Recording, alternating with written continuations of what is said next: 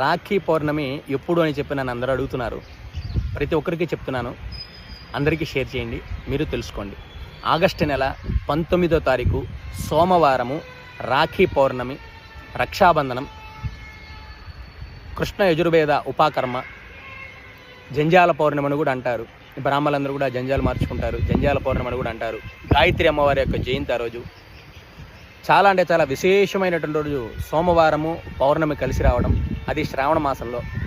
ప్రతి ఒక్కరూ కూడా ఈశ్వరుని ఆ రోజు శివాలయానికి వెళ్ళి శివుడికి అభిషేకం చేసుకోండి చక్కగా. ఎందుకంటే పౌర్ణమి సోమవారము చాలా విశేషము. శ్రవణ నక్షత్రంతో కూడుకుంది కాబట్టి, వెంకటేశ్వర స్వామి వారి యొక్క జన్మ నక్షత్రం కాబట్టి ఆ రోజు వెంకటేశ్వర స్వామి వారి ఆలయానికి వెళ్ళి స్వామివారికి అభిషేకము అర్చనలు చేయించుకోండి. ఎందుకంటే చాలా విశేషమైనటువంటి రోజు రక్షాబంధనం. అది ఆగస్టు 19 సోమవారం. చెల్లెళ్ళందరూ కూడా అన్నలకి రాఖీ కడతారు.